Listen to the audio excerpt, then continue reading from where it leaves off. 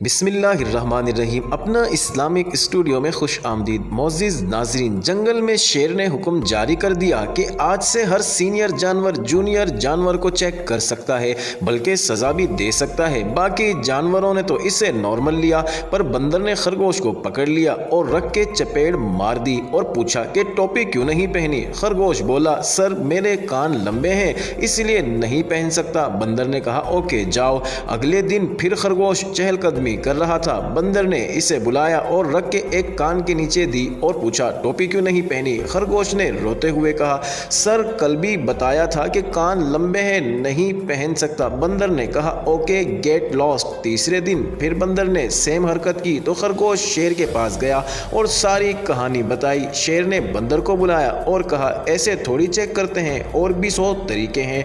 जैसे तुम खरगोश को बुलाओ और कहो, जाओ समोसे लाओ, अगर वो सिर्फ समोसे लाए तो फड़का दो चपेड़ और कहो, चटनी क्यों नहीं लाए। फर्ज करो अगर वो दही वाली चटनी ले आए तो लगाओ चपेड़ और कहो, आलू बुखारे वाली क्यों नहीं लाए। और अगर वो आलू बुखारे वाली ले आए तो टिका देना कि दही वाली क्यों नहीं लाए। खरगोश ने ये सारी कन्वर्सेशन सुन ली। अगले दिन बंदर ने खरगोश को बुलाया और कहा, जाओ समोसे लाओ। खरगोश भागा भागा समोसे ले आया। बंदर ने पूछा, चटनी लाए हो। खरगोश बोला, यस सर। बंदर ने फिर पूछा, कौन सी। खरगोश बोला, सर दही वाली और आलू बुखारे वाली दोनों लेकर आया हूँ। बंदर ने रख के एक चपेड़ मारी और पूछा, तू ए10 टोपी क्यों नहीं पाई। मोअज़्ज़िज़ नाज़रीन, यही हाल मुल्के पाकिस्तान का है।